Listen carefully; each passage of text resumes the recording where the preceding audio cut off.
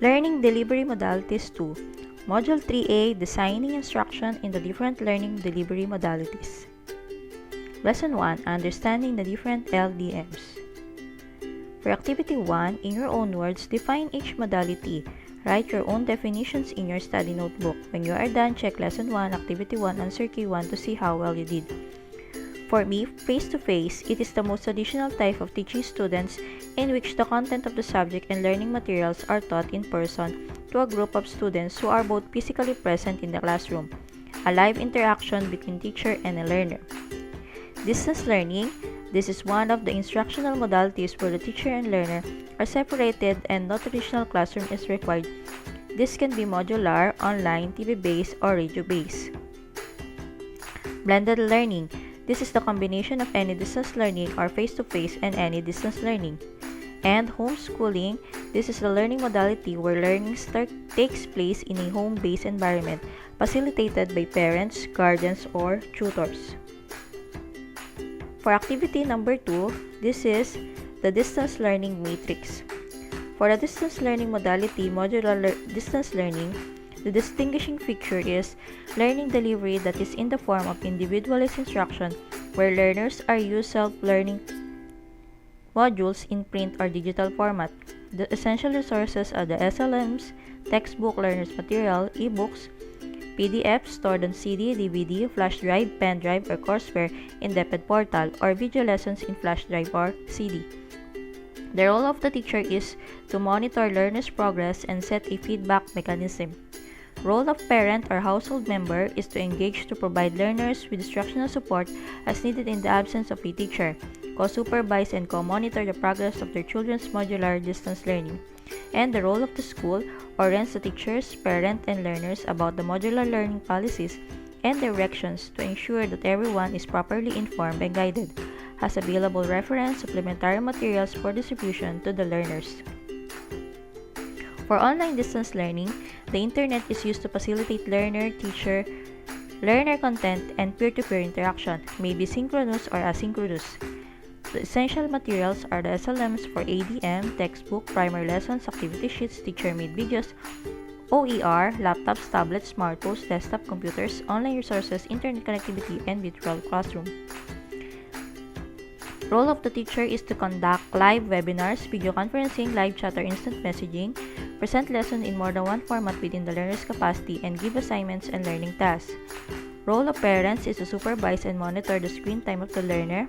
Role of the school is to orient the teacher, parents, and learners about the online learning policies and directions to ensure that everyone is properly informed and guided. For DTV-based instruction, uses television programs on channels dedicated to providing learning content to learners as a form of distance education. Essential resources are the television, supplementary learning activity sheets, self-learning modules. Role of teacher enhances and clarifies possible areas of confusion in the lesson viewed through phone calls and home visit. Role of parents guide learners during viewing. Role of schools provides the learners as well as their parents, guardians, learning facilitators the broadcast schedule of lesson. For radio-based instruction, uses radio stations dedicated to providing learning content to learners as a form of distance education. Essential resources are the radio, supplementary learning activity sheets, self-learning modules. Role of teachers enhances and clarifies possible areas of confusion in the lesson viewed through phone calls or home visit.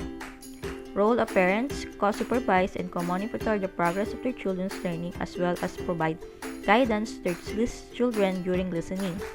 And the role of schools provides the learners as well as their parents, guardians, learning facilitators the broadcast schedule of the lesson.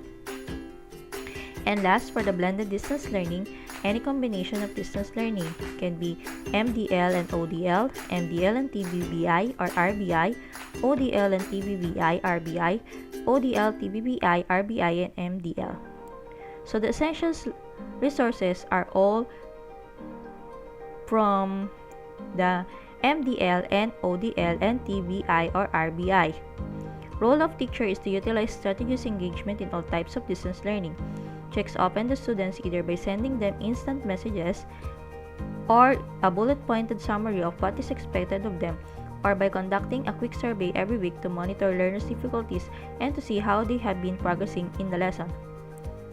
Role of parents: engage to provide learners with instructional support as needed in the absence of a teacher. Co-supervise and co-monitor the progress of their children's modular distance learning. Supervise and monitor the screen time of the learner. Guides the learners during viewing. Co-supervise and co-monitor the progress of their children's learning, as well as provide guidance to their children during listening.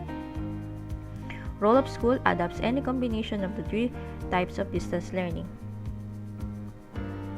Next, for activity number 3, so ranking 1 to 5 from easiest to hardest to implement, for me, the type of distance learning that is easiest is the TVVI and the RVI.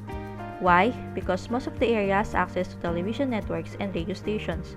For number 3, this may be easy and difficult. It depends on the student's situation. If the student has a parent guardian to teach, this DL will be easy for the students, while for others this is so difficult.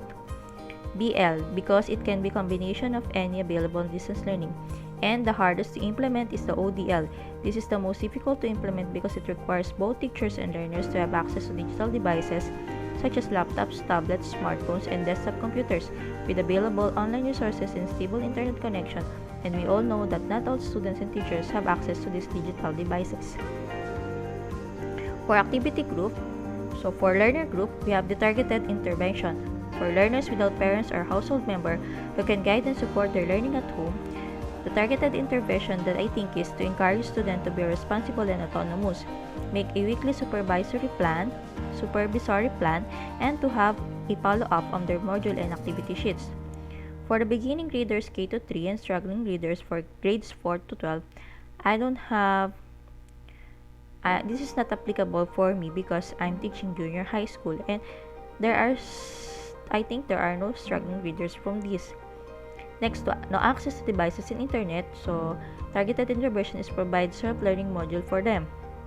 For inaccessible, living in remote and or unsafe areas, so encourage students to be more responsible and autonomous, provide self-learning module for them, and have a follow-up on their module and activity sheets.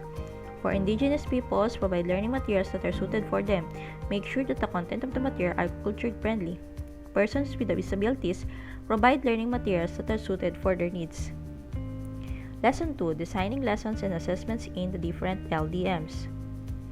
What is lesson designing or lesson planning? Lesson planning is one way of planning instruction. It is a way of visualizing a lesson before it is taught.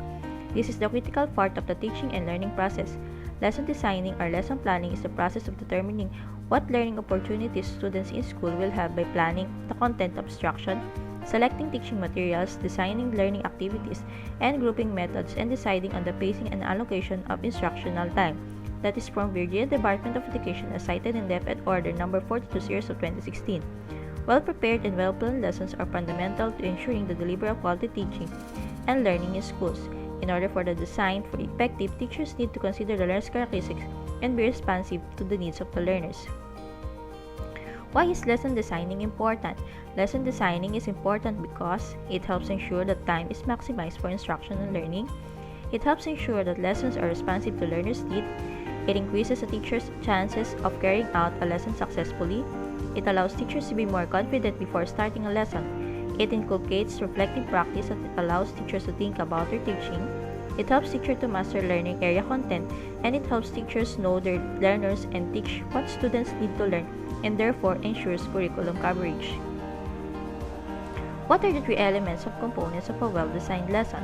The three elements or components of a well-designed lesson are clearly articulated lesson objectives, or this is what should be taught. Well-selected and logically sequenced presentation of learning resources and activities to help learners meet the objectives. This is how should it be taught. And last, appropriate and timely assessment activities that provide relevant information and feedback for both teachers and learners, or this is how should learning be assessed.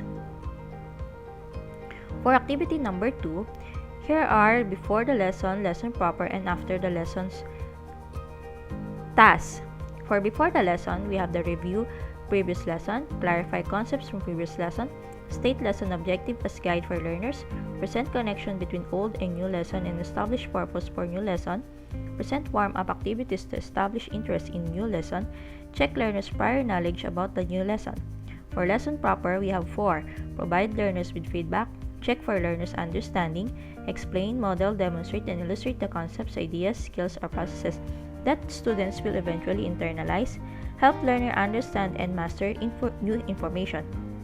And for the after the lesson, we have the wrap-up activities, assess whether lesson has been mastered, ask learners to recall key activities and concept discuss, reinforce what teacher has taught, emphasize key information and concept discuss, transfer ideas and concepts to new situations. Activity 3.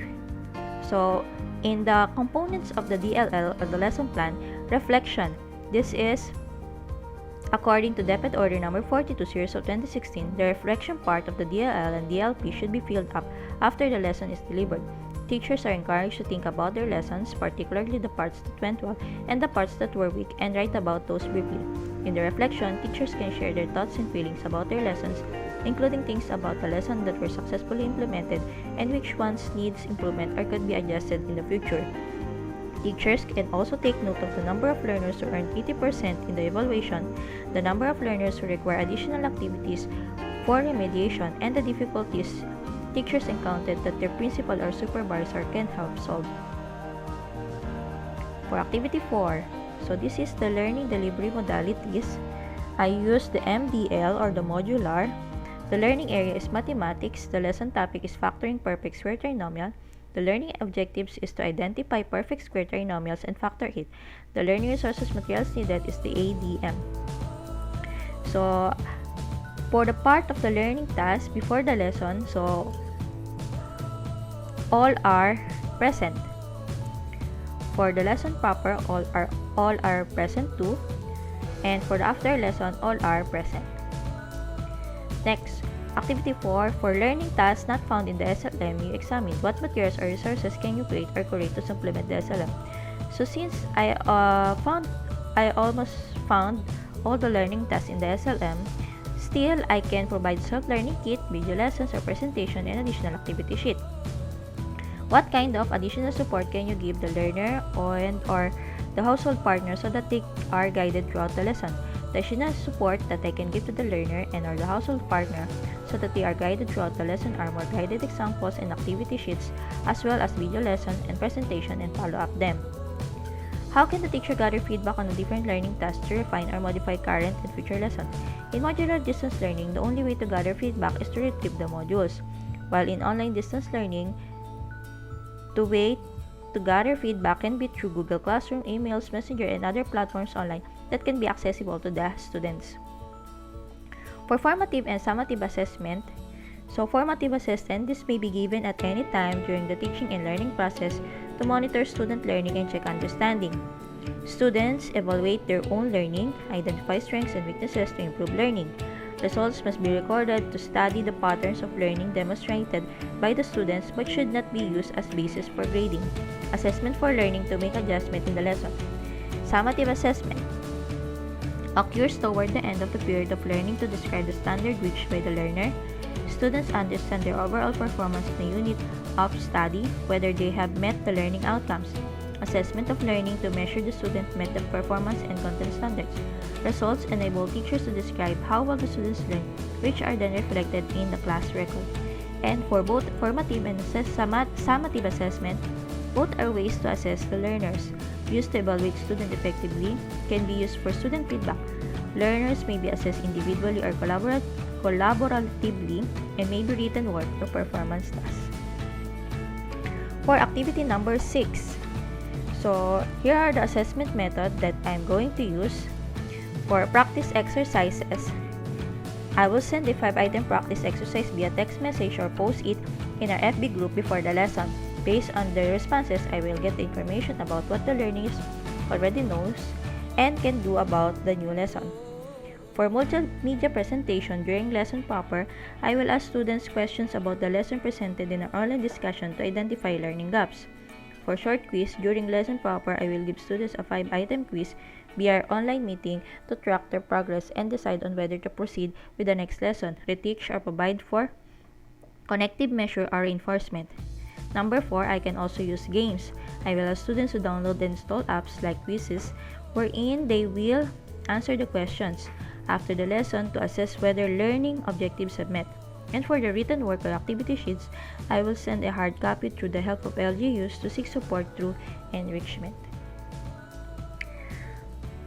So, during our LAC sessions, so what assessment methods are common among the group members? The assessment methods that are common to our group members are the short quiz, written works or worksheets, and practice exercise. What are the challenges in doing assessment in distance learning? The challenges in doing assessment in distance learning is the communication with the students, workload and time management issue, and ongoing need to distribute, collect, and provide feedback on a variety of assessment data. Despite the challenges, what opportunities can you and your colleagues explore to make assessment doable in DL? Collaboration with the LGUs. For activity 7, so it's only true or false. So for number 1, portfolio mainly displays the academic achievements of the learner. That is false. 2. Testimonies of parents, guardians, and learning facilitators regarding the learner's progress may be included in the portfolio. True. There is a fixed list of items that should be included in the portfolio. False. The teacher can only comment on the learner's portfolio. False. For asynchronous learning, teachers allow learners to work on their output during their own time. The latter will submit a portfolio within the schedule of the teacher's set. True. The learners may submit, store, and manage their portfolio via file sharing programs, or they may submit the actual subcopies to their work save on CD, DVD, USB flash drive. True. Portfolios of the distance learners with outputs in hard copies or physical forms may be handed over to the teacher by parents or learning facilitator. That is also true. For lesson 3, guiding and monitoring learners in the different LDMs. For activity 1, we have here going to connect column A with column B. For number 1, these are the knowledge, understanding, skills, and attitudes the learners need to demonstrate in every lesson and or learning task. The answer is C, learning competencies. For number 2, these are the formative learning opportunities given to learners to engage them in the subject matter and to enhance their understanding of the content. The answer is D, learning tasks. Number 3, this refers to the prescribed subject that learners take, that is A, learning area. And for number 4, this refers to the method of submission of learning outputs preferred by the learner parent based on their context, that is B, mode of delivery. For activity number 2, you're going to make a weekly home learning plan.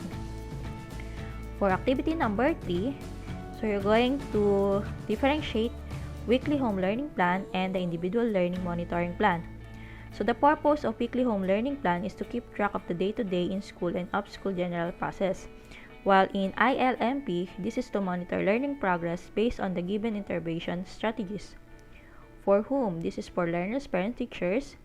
For ILMP, learners who are not showing progress in meeting the required learning competencies. The components of weekly home learning plan are learning area, learning task, learning competency, and mode of delivery. For individual learning monitoring class, we have the learner's need, intervention strategies, monitoring date, learner status, significant process, and mastery.